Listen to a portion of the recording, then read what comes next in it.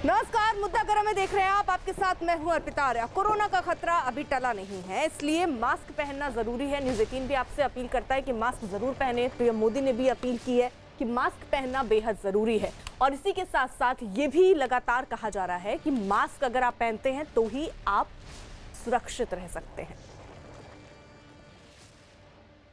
और इसी बीच एक बड़ी खबर आ रही है। देशमुख से नगराले की मुलाकात हुई है। मुंबई पुलिस कमिश्नर नगराले की मुलाकात गृह मंत्री अनिल देशमुख से हुई है। और ये मुलाकात किस लिए हुई है, अभी देखिए जानकारी जो निकलकर सामने आ रही वो साफ नहीं है, लेकिन ये जानकारी जरूर इस वक्त कि मुंबई पुलिस कमिश्नर जो है वो देशमुख से मिलने पहुंचे हैं। तो मुंबई पुलिस कमिश्नर नगराले की मुलाकात दरअसल गृह मंत्री अनिल देशमुख से हो रही है। और महाराष्ट्र की सियासत में जिस तरीके से उठापटक की स्थिति बनी हुई है, आज जहां एक तरफ परमबीर सिंह जो कि पूर्व पुलिस कमिश्नर हैं मुंबई के, वो कोर्ट का दरवाजा उन्होंने खटखटाया। बाकायदा वहां पर उन्होंने अपनी याचिका दाखिल की थी जिसमें उन्होंने अपने तबादले को लेकर सवाल उठाया था। और उन्होंने ये भी कहा कि ये पूरे मामला जो है उसकी सीबीआई जांच होनी चाहिए, जिस पर सुप्रीम कोर्ट ने सुनवाई करने से इनकार किया है और कहा है कि ये मामला आप हाई कोर्ट लेकर जाएं। वहीं इस बीच मुंबई के सीपी से मुलाकात हो रही है अनिल देशमुख की। विवेक हमारे साथ जुड़ चुके हैं। विवेक, क्यों हो रही है मुलाकात? देखिए अर्पिता, कल देर रात जिस तरीके से ट्रांसफर हुए हैं, मुंबई पुलिस ने 86 अफसरों का तबादला किया है और लगभग पूरे क्राइम ब्रांच को उन्होंने साफ कर दिया है। क्राइम ब्रांच के तकरीबन 65 अधिकारी पुलिस इंस्पेक्टर लेवल के ये पूरा ट्रांसफर हुआ है। तो हो सकता है कि जो मीटिंग हो रही है हेमंत नगराले जो मुंबई के नए सीपी हैं और गृह मंत्री अनिल देशमुख के साथ ये मीटिंग जो हो रही है, हो सकता है कि आने वाले दिनों में मुंबई पुलिस में और भी फेरबदल देखे जा सके, क्योंकि एक साथ 85 से ज्यादा लोगों का ट्रांसफर होना अपने आप में बड़ी बात होती है। और जो क्राइम ब्रांच में सालों से पुलिस इंस्पेक्टर के लेवल पर तैनात थे, उनका रातों रात ट्रांसफर हो गया। 65 अधिकारी एक साथ मुंबई क्राइम ब्रांच से ट्रांसफर हो चुके हैं, क्योंकि जो परमवीर सिंह ने जो एलिगेशन लगाए थे कि जो पैसे की उगाही हो रही है वो CIU यानी कि क्राइम इंटेलिजेंस यूनिट की API और बाकी के जो लोग क्राइम ब्रांच पे वो लोग कर रहे हैं, उसके लिखने के बाद ही हेमंत नगराले जो मुंबई के नई सीपी है उन्होंने साफ तौर पर कहा था कि अब ऑपरेशन क्लीनअप चलेगा। ऑपरेशन क्लीनअप के तहत ही जितने भी ट्रांसफर हुए हैं ऑपरेशन क्लीनअप के तहत हुए हैं। लेकिन जिस तरीके से हेमंत नगराले आज अनिल देशमुख से मिल रहे हैं, तो कहीं ना कहीं ये संकेत फिर से हो रहे हैं कि ये ट्रांसफर जो बड़े अधिकारी हैं, जो सीनियर PI के लेवल के पुलिस इंस्पेक्टर हैं, उनके भी तबादले अब हो सकते हैं। क्योंकि हेमंत नगराले का मिलना, अनिल देशमुख से मिलना अपने आप में ये संकेत दे रहा है कि जो ऑपरेशन क्लीनअप को लेकर मुंबई पुलिस की जो छवि खराब हुई थी, ऑपरेशन क्लीनअप के जरिए मुंबई पुलिस को छवि कहीं ना कहीं नई सीपी सुधारने की कोशिश कर रहे हैं। बिल्कुल नहीं, जरा सा देखिए, परमबीर सिंह को सुप्रीम कोर्ट से इस बीच बड़ा झटका लगा है। सुप्रीम कोर्ट ने परमबीर सिंह की याचिका पर सुनवाई करने से इनकार कर दिया और उन्हें बॉम्बे हाईकोर्ट जाने को कहा है। दरअसल परमबीर सिंह ने देशमुख मामले की जांच CBI से करवाने को लेकर सुप्रीम कोर्ट में याचिका दायर की थी, जिस पर सुप्रीम कोर्ट ने याचिका पर सुनवाई करने से इनकार किया है। और पहला सवाल ही सुप्रीम कोर्ट ने यह पूछा कि आखिरकार आप बॉम्बे हाईकोर्ट क्यों नहीं गए, सीधे आप सुप्रीम कोर्ट का रुख आपने क्यों किया, जिस पर उनके वकील मुकुल रोहतगी ने बाकायदा वहां दलील दी। लेकिन उसके बाद आखिरी फैसला ये कोर्ट का रहा कि बॉम्बे हाईकोर्ट ही जाना होगा परमबीर को। अनुराग ढांडा हमारे साथ, हमारे सहयोगी इस बीच सुप्रीम कोर्ट के बाहर से ही जुड़ चुके हैं। अनुराग, कोर्ट ने साफ साफ कह दिया, जो सवाल बार बार उठ रहा था कि आखिरकार वो बॉम्बे हाईकोर्ट क्यों नहीं गए, उन्होंने सुप्रीम कोर्ट का दरवाजा क्यों खटखटाया, और कोर्ट ने भी ये कह दिया कि आप बॉम्बे हाईकोर्ट ही जाइए, सुप्रीम कोर्ट में नहीं होगी सुनवाई। देखिए, बिल्कुल बॉम्बे हाईकोर्ट की तरफ भेज दिया गया याचिकाकर्ता को और ये कहा गया कि सुप्रीम कोर्ट में आने की जरूरत नहीं थी, हाईकोर्ट में आपको जाना चाहिए था। दो सवाल सुप्रीम कोर्ट ने पूछे, एक कि आप अनुच्छेद 32 के तहत सुप्रीम कोर्ट क्यों आए, अनुच्छेद 226 के तहत हाईकोर्ट क्यों नहीं गए, क्योंकि लगभग सेम पावर्स पूरे मामले में हाईकोर्ट के पास भी हैं। और दूसरा मामला जिसमें यह कहा गया है कि आपने जिसके खिलाफ आरोप लगाए हैं, जिस पर आप चाहते हैं जिसके खिलाफ CBI इन्वेस्टिगेशन हो, उसको आपने पार्टी क्यों नहीं बनाया, यानी गृह मंत्री को पार्टी क्यों नहीं बनाया गया है। ये दो सवाल पूछे थे, जिसमें गृह मंत्री को पार्टी बनाने की बात कही गई जो याचिकाकर्ता के वकील है उनकी तरफ से कि उनको हम तुरंत पार्टी बना देते हैं। बड़ी खबर आ रही है, आज ही हाईकोर्ट का रुख करेंगे परमबीर सिंह, जो जानकारी मिल रही है, क्योंकि आज ही उनकी जो याचिका थी सुप्रीम कोर्ट में उन्होंने जो दायर की थी, वो सुप्रीम कोर्ट ने उसमें सुनवाई करने से इनकार किया, जिसके बाद उन्होंने कहा कि आप बॉम्बे हाईकोर्ट जाएं। अब जो जानकारी मिल रही है कि आज ही याचिका दाखिल करने की तैयारी परमबीर सिंह की होगी। विवेक हमारे साथ जुड़ चुके हैं इस विषय पर अपडेट के साथ। विवेक, अभी तो देखिए इस पे पूरी जो जिस तरह से सुप्रीम कोर्ट की तरफ से एक बड़ा झटका बोल सकते हैं आईपीएस अधिकारी परमवीर सिंह को लगा है। उसके बाद परमवीर सिंह लगातार अपने लीगल टीम के साथ संपर्क में है और पूरी तैयारी और पूरी कोशिश की यही रहेगी जो रिट पिटीशन सुप्रीम कोर्ट में एक्सेप्ट नहीं हुई है वो writ petition Bombay high court में किसी भी हाल में दायर करेंगे, क्योंकि पूरी तैयारी के साथ वो लोग गए थे सुप्रीम कोर्ट। लेकिन सुप्रीम कोर्ट ने साफ तौर पर कह दिया था कि पहले आप बॉम्बे हाई कोर्ट क्यों नहीं गए। ये सुबह ही हमने बता दिया था कि दो ऑप्शन हो सकते हैं सुप्रीम कोर्ट के बाद, या तो रिट पिटीशन एक्सेप्ट करेंगे या फिर रिट पिटीशन को बोलेंगे कि लोअर कोर्ट इसकी सुनवाई करेगा। लोअर कोर्ट अगर उन्हें कुछ लोअर कोर्ट के ऊपर सवाल खड़े करने उसके बाद सुप्रीम कोर्ट आए। इसलिए अब परमवीर सिंह जो आईपीएस अधिकारी हैं, डीजी लेवल के अधिकारी है, वो लीगल टीम के साथ संपर्क में है और पूरी कोशिश कर रहे हैं कि आज ही बॉम्बे हाई कोर्ट में रिट पिटीशन दायर की जाए। एक और बात जो परमवीर सिंह इस बात की भी राहत है कि उन्होंने सुप्रीम कोर्ट ने जिससे कहा कि पूरा मामला काफी ज्यादा सीरियस है, उसको लेकर परमवीर सिंह थोड़ी राहत जरूर दिखा रहे हैं। लेकिन बॉम्बे हाई कोर्ट में आज ही रिट पिटीशन ठीक है विवेक, मैं रोक रही हूँ। अभिषेक के पास भी कोई अपडेट है, जल्दी से अभिषेक का भी रुख कर लेते हैं। अभिषेक,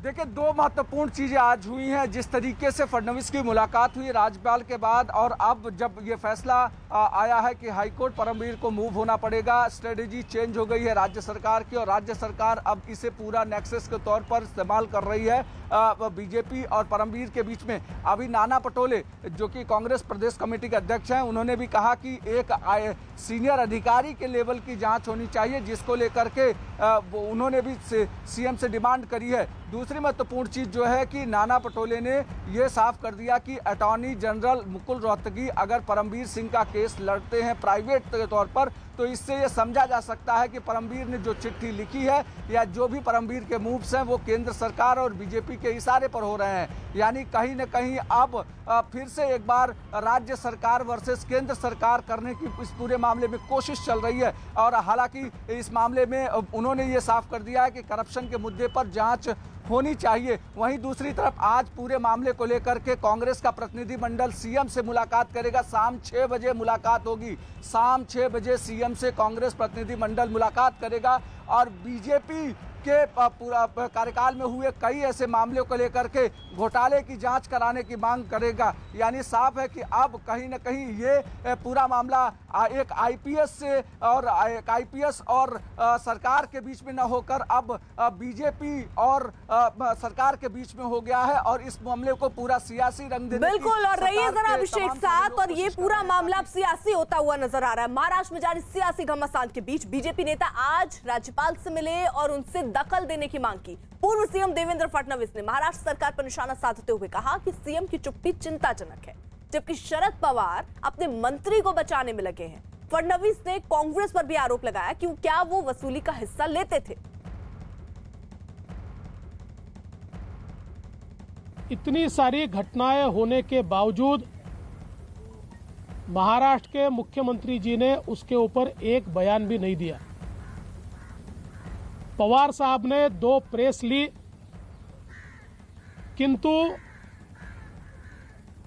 जो मंत्री है उनको केवल बचाने का प्रयास पवार साहब ने किया। महावसूली सरकार में कांग्रेस पार्टी का क्या अस्तित्व है हमको तो समझ में नहीं आता, पर यह ध्यान में आता है कि शायद ये जो हफ्ता वसूली हो रही है इसमें बड़ा हिस्सा उनको भी शायद मिल रहा होगा, इसलिए वो मौन है, वो कुछ कह नहीं रही है। और इसलिए हम उनको भी पूछना चाहते हैं कि भाई आप भी बता दीजिए कि आपकी जितनी सत्ता में हिस्सेदारी क्या उतनी हफ्ते में हिस्सेदारी है। ये भाषण देने की बात नहीं है, एक्ट करने की बात है। और इसलिए राज्यपाल जी को हमने ये कहा है, हमारे सुधीर भाऊ मुनगंटीवार जी ने 100 घटनाएं राज्यपाल जी के ध्यान में लाकर दी है कि जिसमें सरकार ने संवैधानिक जिम्मेवारी का पालन नहीं किया है। और राज्यपाल जी से हमने इतनी ही मांग की है कि चूंकि मुख्यमंत्री भी बोलते नहीं है, सरकार भी ठीक चल नहीं रही है, ऐसे समय कम से कम मुख्यमंत्री जी को आप इसके ऊपर रिपोर्ट मांगिए। राज्यपाल जी को अधिकार है कि आपने हफ्ता वसूली पर क्या एक्शन लिया, आपने ट्रांसफर रैकेट पर क्या एक्शन लिया, कोरोना के ऊपर आपने क्या एक्शन लिया, ये सारा रिपोर्ट ये मांगा जाए। इस प्रकार का निवेदन हमने माननीय राज्यपाल जी को दिया है। वहीं पूरे मामले पर शिवसेना ने आक्रामक रवैया अपना लिया। शिवसेना नेता संजय राउत मैदान में उतरे और उन्होंने देवेंद्र फडणवीस के आरोपों पर कहा कि सीएम को बोलने की जरूरत नहीं है। संजय राउत ने राज्यपाल को बीजेपी कार्यकर्ता बताते हुए हमला बोला। वहीं संजय राउत ने राज्यपाल को संविधान के दायरे में काम करने की नसीहत दे डाली। संजय राउत ने कहा कि राज्यपाल को अपने पद की गरिमा के मुताबिक काम करना चाहिए। सीएम साहब को बोलने की जरूरत ही नहीं है। क्या जरूरत, उसमें क्या है? तो खुद सीएम साहब आकर बात करें।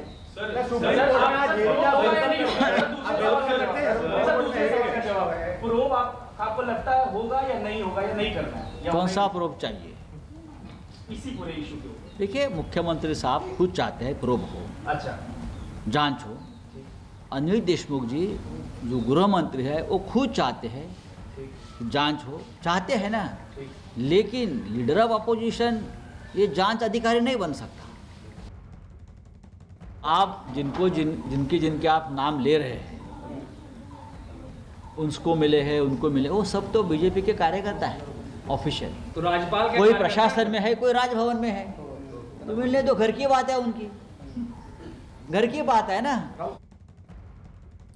और इसी बीच एक बड़ी खबर आ रही है। केंद्र की राज्यों को दरअसल चिट्ठी लिखी गई है और ये कहा गया है कि जो कोरोना आजकल फैल रहा है, दूसरी लहर कोरोना की चल रही है, उसको देखते हुए तमाम एहतियाती कदम राज्य सरकारों को उठाने चाहिए। त्योहार पर सख्ती रखने के लिए भी राज्यों को कहा गया है।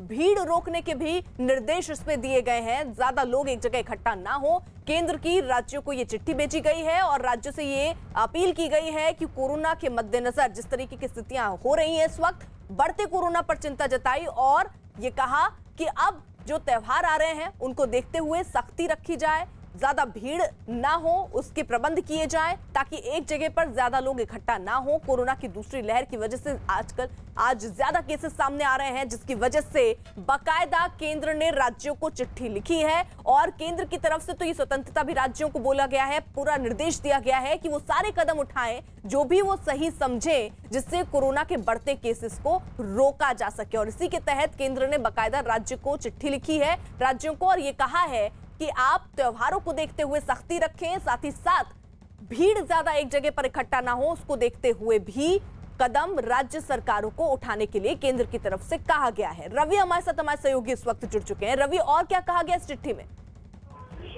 देखिए, सबसे बड़ी बात यह है कि दिल्ली सरकार की तरफ से एक दिन पहले ही तमाम त्योहारों को लेकर पाबंदियों की घोषणा की गई है, लेकिन केंद्र सरकार की तरफ से आज एक सेक्रेटरी की तरफ से, अधिकारी की तरफ से एक लेटर लिखा गया और सभी राज्यों के लिए लिखा गया, क्योंकि आने वाले दिनों में होली से ही त्योहारों की शुरुआत और तमाम त्योहार आने वाले दिनों में है और सरकार को इस बात को लेकर चिंता है कि कहीं इन त्योहारों में भीड़ भाड़ ना हो और तमाम जो गाइडलाइंस हैं केंद्र सरकार की तरफ से जारी की गई हैं उनका वायलेशन ना हो, उल्लंघन ना किया जाए। और यही वजह है कि राज्यों को सतर्क किया गया है कि जो गाइडलाइन है अब वो समय आ गया है कि उसको पूरी तरीके से सख्ती के साथ में पालन करवाया जाए, क्योंकि पिछले 3-4 महीने पहले ही ये भी देखा गया है था कि तमाम जो नियमों में ढील देखने को मिली थी, जो गाइडलाइन है वो उसका पालन नहीं किया जा रहा था, लेकिन पिछले 15 दिन से केसेस में बढ़ोतरी हो रही है। तो इन सब चीजों को देखते हुए राज्यों को अब नए वेरिएंट को लेकर क्या कहा गया इस चिट्ठी में, किस तरीके से चिंता जताई गई? देखिए, नए वेरिएंट को लेकर तो केंद्र सरकार की तरफ से एक बयान जारी हुआ है कि जिस तरीके से नए वेरिएंट पाए गए हैं वो 18 राज्यों में पाए गए हैं, तो एक बड़ी चिंता का विषय है और पहली बार नए वेरिएंट को लेकर केंद्र सरकार ने चिंता जताई है और खास करके महाराष्ट्र, केरल में जिस तरीके से नया वेरिएंट पाया गया है उसको लेकर भी बड़ी चिंता की बात। हालांकि इसमें यह भी सरकार ने साफ कहा है कि जो लगातार केसेस बढ़ रहे हैं कुछ राज्यों में, उसका नए वेरिएंट से अभी तक कोई सीधा संबंध नहीं पाया गया है। लेकिन बिल्कुल, यानी अब केंद्र की तरफ से भी राज्यों को ये कहा गया है कि पूरी सख्ती बरतें और जो गाइडलाइंस हैं उनको पालन भी करवाएं। ये जिम्मेदारी राज्यों की ही बनती है। आप नजर बनाए रखिएगा। और एक बार फिर से बात महाराष्ट्र में सियासी उठापटक की कर लेते हैं। बीजेपी नेताओं की राज्यपाल से मुलाकात पर निशाना साधते हुए एनसीपी ने सरकार को अस्थिर करने की कोशिश करने का आरोप लगाया। पिछले 2 महीने से बीजेपी कह रही है कि महाराष्ट्र में राष्ट्रपति शासन लगेगा। कोई इस तरह से राष्ट्रपति शासन नहीं लगता है। मुंबई केस में सुप्रीम कोर्ट ने कहा कि जब तक कोई सरकार सदन के पटल पर अपना बहुमत नहीं खोती तब तक वो सरकार बर्खास्त नहीं किया जा सकता। हमारे पास 169 का बहुमत उस वक्त था। आज 250 से ज्यादा विधायक इस सरकार के पास हैं। बीजेपी बेचैन है, सत्ता बिना रह नहीं पाती, इसलिए ये सारी हरकतें बीजेपी के लोग कर रहे हैं। वहीं संजय राउत ने देवेंद्र फडणवीस की गृह सचिव से मुलाकात पर भी सवाल उठाए और कहा कि विपक्ष के नेता को पता होना चाहिए कि चिट्ठियों का क्या मतलब है। वैभव कृष्ण ने जो लेटर बॉम्ब उस वक्त योगी जी को लिखा था, उसमें तो पूरा रेड कार्ड दिया था उत्तर प्रदेश का, कौन से पोस्ट पर आने के लिए जो रैकेट चल रहा है वहाँ 7 या 8 सीनियर आईपीएस अधिकारी का 50 लाख से 1 करोड़ से ऊपर तक वो पूरा रेड कार्ड वैभव कृष्ण ने योगी जी को एक पत्र लिखकर दिया था। क्या उसके बाद गृह सचिव ने वहाँ हस्तक्षेप किया केंद्र के, या सीबीआई की इंक्वायरी लगाई, या वहाँ के लीडर ऑफ अपोजिशन दिल्ली में आए थे, जो भी हो, या वहाँ की सरकार ने उसके ऊपर कुछ कार्रवाई की थी? तो ऐसे लेटर का क्या होता है क्या नहीं होता है, ये हमारे लीडर ऑफ अपोजिशन को पूरा पता होना चाहिए। संजय राउत की नसीहत पर फडणवीस ने कहा कि अभी तो ये एक शुरुआत है, आगे बहुत कुछ होने वाला है। ये जो रिपोर्ट केंद्रीय गृह सचिव जी को दी गई है, ये छोटा फटाका है या बड़ा बम है, ये तो जल्दी ही सामने आएगा।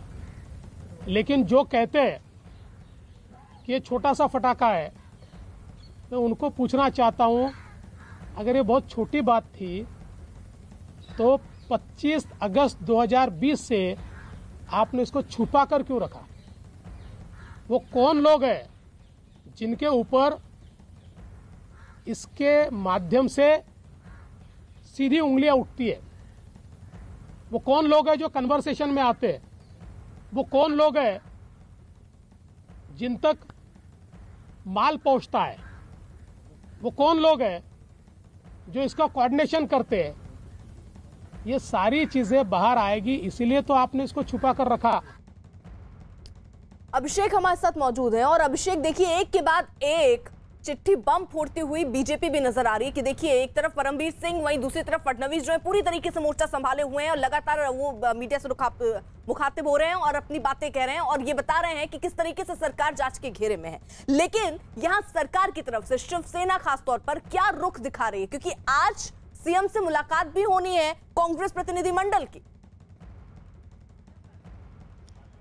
बिल्कुल, शाम को 6 बजे कांग्रेस का प्रतिनिधिमंडल सीएम से मुलाकात करेगा और उसके ठीक पहले 3:30 बजे से महाराष्ट्र के कैबिनेट की बैठक होगी। कैबिनेट की बैठक में एजेंडा चाहे जो हो, लेकिन डिस्कशन सिर्फ महाराष्ट्र सरकार पर आए सियासी संकट से कैसे बचाया जाए, कैसे गृह मंत्री अनिल देशमुख के ऊपर लगे करप्शन चार्जेस को धोया जाए, ये महत्वपूर्ण होगा। और सरकार की कोशिश है कि बीजेपी को कहीं न कहीं इस मामले में पॉलिटिकली फंसाया जाए। इसीलिए शायद कांग्रेस प्रदेश अध्यक्ष ने भी मोर्चा खोला और उन्होंने पहली बार ये कहा कि जिस तरीके का करप्शन पिछली सरकार में हुआ उसकी जांच की रिपोर्ट भी हम करने की मांग करेंगे। मुकुल रोहतगी का परमवीर के लिए केस लड़ना कहीं न कहीं केंद्र सरकार और बीजेपी के नेक्सस का पता चलता है। यानी साफ है कि सरकार की कोशिश है कि बीजेपी के हर सवालों के जवाब को राजनीतिक तौर पर घुमाया जाए, क्योंकि जिस तरीके से सीबीआई की जांच की मांग की गई है, जिस तरीके से राज्यपाल से कहा गया है कि वो राज्य से रिपोर्ट मांगकर सेंटर को भेजें, यानी सरकार मुसीबत में है और सरकार की कोशिश है कि इस पूरे मुद्दे को टैकल करने के लिए एक कोशिश की जाए। ठीक है, रहिए जरा अभिषेक साथ। ट्रांसफर और पोस्टिंग मामले में रश्मि शुक्ला की चिट्ठी और देवेंद्र फडणवीस के आरोपों पर एनसीपी ने पलटवार किया। महाराष्ट्र के मंत्री और एनसीपी नेता नवाब मलिक ने रिपोर्ट पर सवाल खड़े करते हुए आरोप लगाया कि सरकार को बदनाम करने का खेल चल रहा है। पर रश्मि शुक्ला की जो भी रिपोर्ट है उसमें किसी भी प्रकार का तथ्य नहीं था। निश्चित रूप से जिस रिपोर्ट को लेकर लोगों को वो गुमराह करने का काम कर रहे हैं, केंद्रीय गृह सचिव से मिले सीबीआई जांच की मांग कर रहे हैं, हमें लगता है कि सिर्फ सरकार को बदनाम करने के लिए पूरा खेल चल रहा है। वहीं बीजेपी नेता तरुण चुग ने कहा कि महाराष्ट्र सरकार को आरोपों पर जवाब देना ही होगा। तरुण जी, आज आपके नेता महाराष्ट्र राज्यपाल से मिले हैं, बीजेपी के देवेंद्र फडणवीस भी इसमें हैं। वो भ्रष्टाचार की शिकायत की है महाराष्ट्र सरकार की, लेकिन पलटवार कर रहे हैं संजय राउत, शिवसेना के नेता। उन्होंने साफ तौर पर कहा है कि खेला होबे का खेल, यानी कि महाराष्ट्र में मनोरंजन चल रहा है। ऐसा है कि गोलमाल 4 की सरकार है, जिसमें वसूली भाई मंत्री बने बैठे हैं, जो रंगदारी इकट्ठी कर रहे हैं और लोगों को डराकर धमकाकर लिस्टें बनाई जा रही हैं।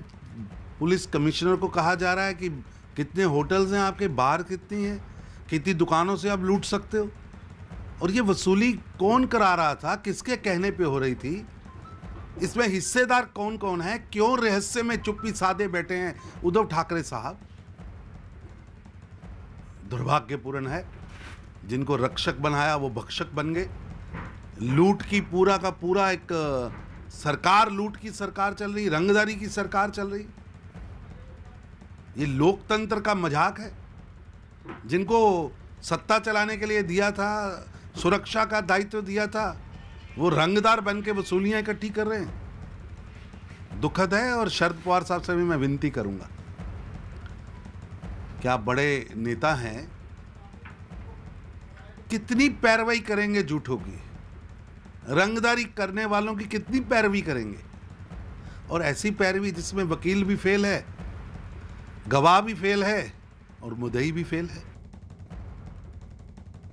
मुंबई के पूर्व पुलिस कमिश्नर परमबीर सिंह के आरोपों पर मचे घमासान के बीच महाराष्ट्र सरकार ने मुंबई पुलिस में बड़ा फेरबदल किया है। मुंबई पुलिस में इंस्पेक्टर स्तर के 86 अधिकारियों का तबादला किया गया, जिनमें सबसे ज्यादा 65 इंस्पेक्टर क्राइम ब्रांच के हैं।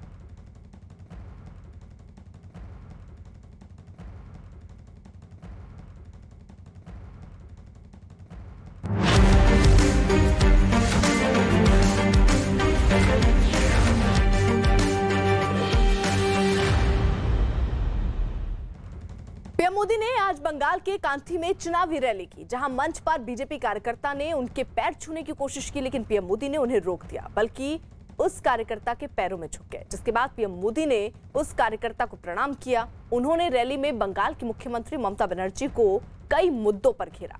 उन्होंने दावा किया कि बंगाल में अब असली परिवर्तन की जरूरत है, जो सिर्फ बीजेपी ही कर सकती है।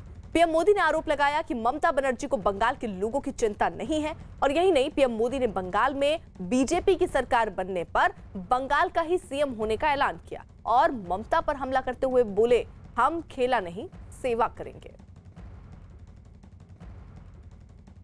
बंगाल के हर मुख से एक ही आवाज आ रही है, 2 मई दीदी जाच्छे, 2 मई दीदी, 2 मई दीदी, 2 मई दीदी, 2 मई दीदी যাচ্ছে, আসল পরিবর্তন আছে।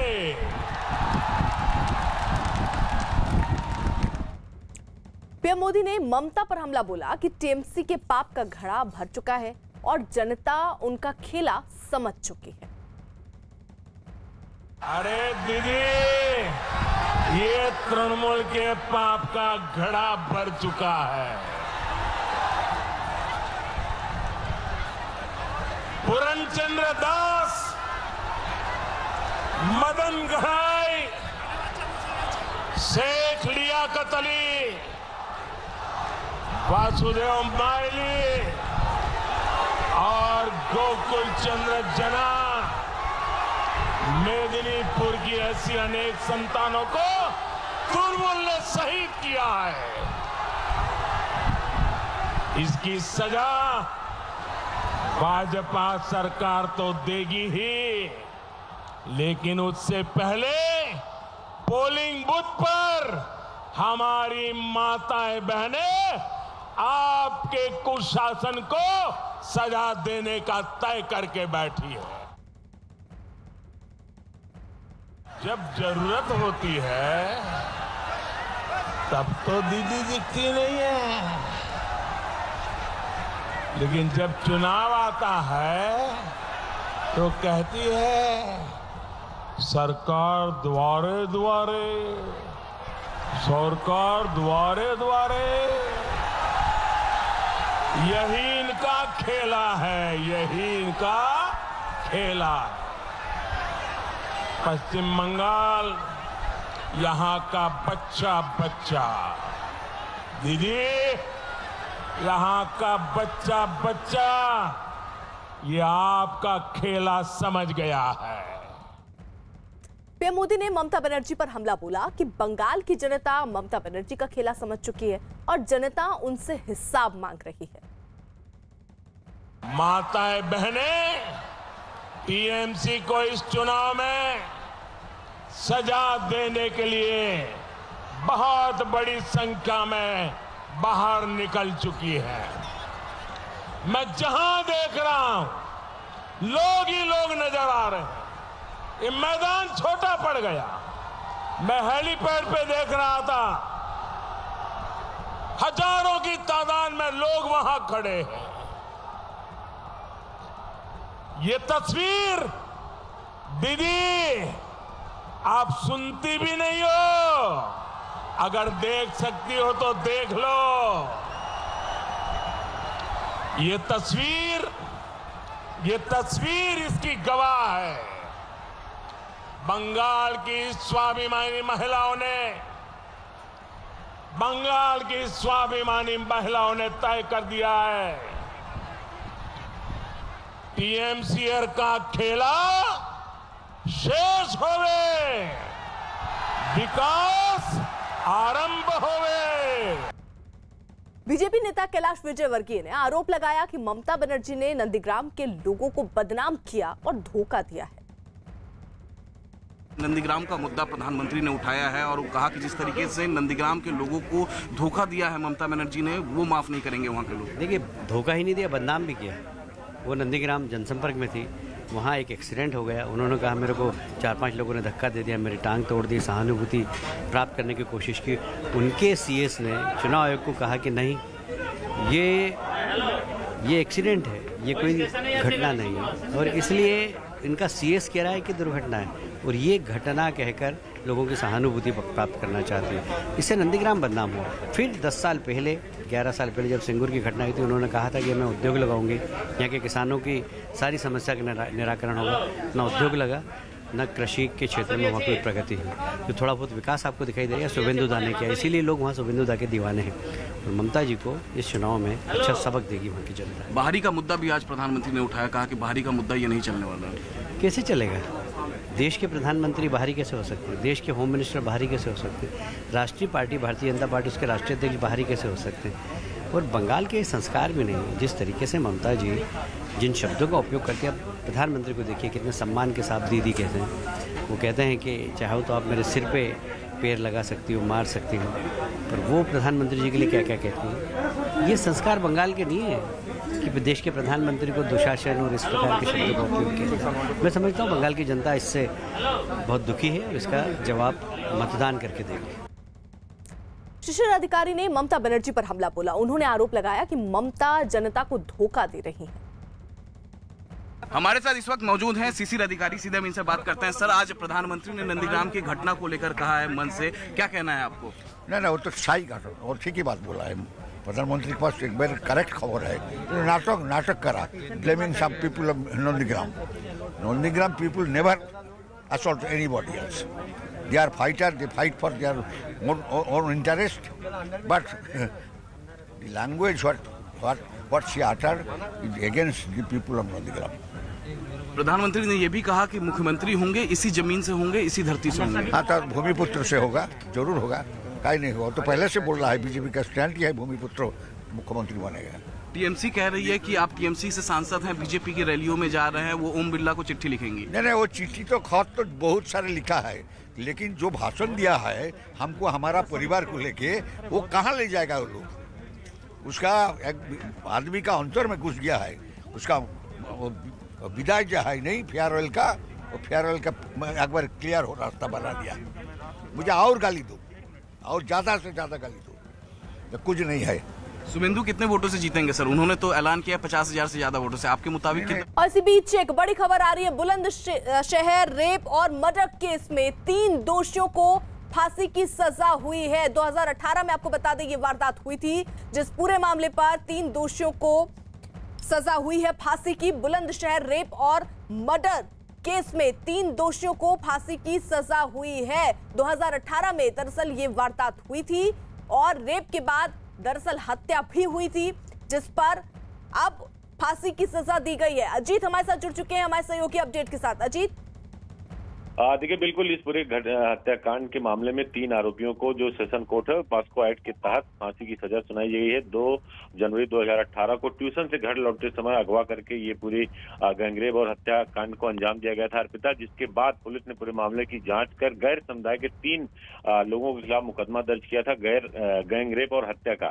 2 वर्ष बाद इस पूरे मामले में सेशन कोर्ट ने सजा सुनाई और 3 आरोपियों को फांसी की सजा सुनाई गई है। बुलंदशहर का ये बहुचर्चित कांड था, जिसको लेकर काफी विवाद भी हुआ था, काफी सवाल भी खड़े हुए थे, लेकिन अब फाइनली अदालत ने इन तीनों आरोपियों को फांसी की सजा सुना दी है, जिसके बाद परिवार के लोगों ने जरूर संतोष व्यक्त किया। लेकिन अब जो जिनको सजा सुनाई गई है वो क्या करते हैं, वो इसके ऊपर जो हाई कोर्ट है वहां अपील करते हैं। फिलहाल अदालत ने बड़ा फैसला सुनाते हुए तीनों दरिंदों को फांसी की सजा सुनाई है। अर्पिता।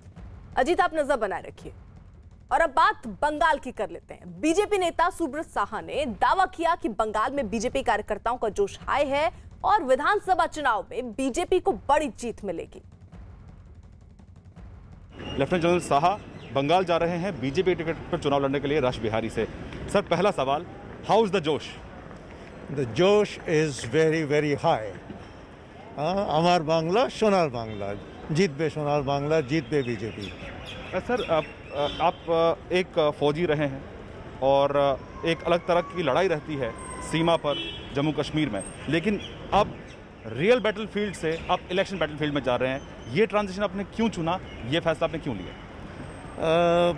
रियल बैटलफील्ड से इलेक्शन डेमोक्रेटिक प्रोसेस में जा रहे हैं। ओके, इसके अलग चैलेंजेस हैं, बट दोनों में एक चीज़ कॉमन है, specially when we are talking in terms of the election process.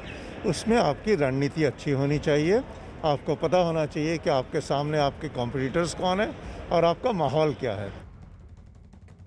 Bengal विधानसभा चुनाव से ठीक पहले एक और बीजेपी कार्यकर्ता का शव मिला है। बीजेपी कार्यकर्ता अमित सरकार का शव कूच बिहार में एक जानवरों के अस्पताल में फंदे से लटका मिला।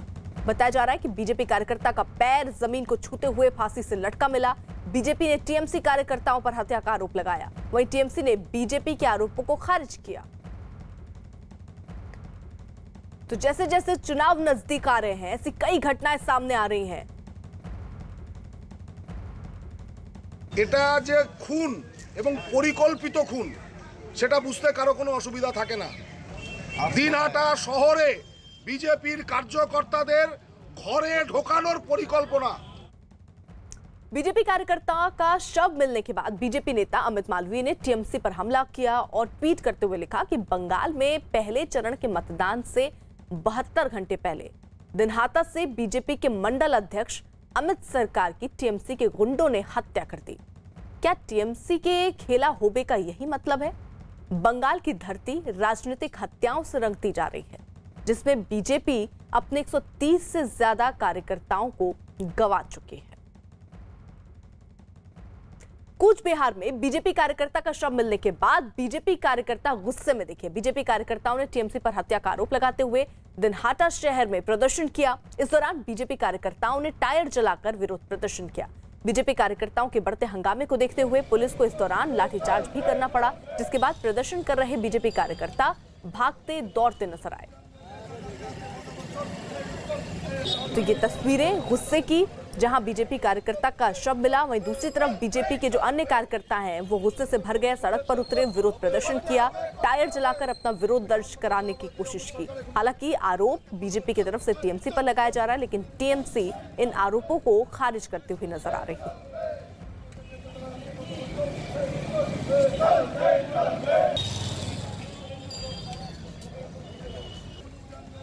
तो ये बीजेपी के कार्यकर्ता जो सड़कों पर उतरे हैं और बाकायदा उन्होंने विरोध प्रदर्शन किया, क्योंकि लगातार ऐसी घटनाएं सामने आ रही हैं जहां पर चाहे वो बीजेपी हो चाहे टीएमसी, उनके कार्यकर्ता मर रहे हैं।